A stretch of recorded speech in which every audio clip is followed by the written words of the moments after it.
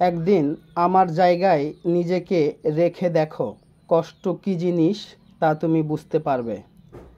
রক্তের সম্পর্ক ছাড়া কেউ যদি তোমার জন্য কাঁদে, তাহলে বুঝে নিও সে তোমাকে তোমার জীবনের থেকেও বেশি ভালোবাসে। যতটা মায়া দিয়া আমি তোমারে ভালোবাসছি, অতটা মায়া আমি কোনো দিন নিজের জন্য করি নাই। ছেড়ে দিলে যদি ভালো থাকে, তাহলে ছেড়ে দাও, কারণ ভালো রাখার নামই হলো ভালোবাসা।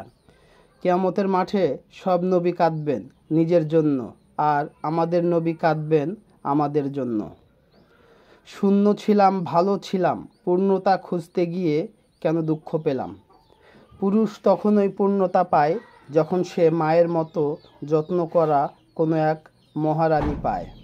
আমি থাকি বা না থাকি, আমি শুধু একটাই চাই, তুমি সব সময় ভালো থাকো, হাসি খুশি থাকো। মরে যাব বলে ভয় পাচ্ছি না, ভয় পাচ্ছি আল্লাহর সামনে কি নিয়ে দাঁড়াবো। ইয়া রব, আমাদের গুনাহ মুক্ত না করিয়া ডাক দিও না। যে কাঁদিয়ে মানিয়ে নেয় সে হলো বাবা, যে কাঁদিয়ে নিজেও কেঁদে ফেলে সে হলো মা। পৃথিবীতে সবার ভালোবাসা ফুরিয়ে গেলেও মা ও বাবার ভালোবাসা কোনো দিন ফুরায় না। কেউ যদি আমার খারাপ চায়, তবে সেটা তার কর্ম। আমি কারো খারাপ চাইব না, এটা আমার ধর্ম। বিশ্বনবী বলেছেন, আল্লাহর নিকট অতিশয় ঘৃণিত মানুষ হচ্ছে অতিরিক্ত ঝগড়াতে ব্যক্তি। হাদিস বুখারী 4523।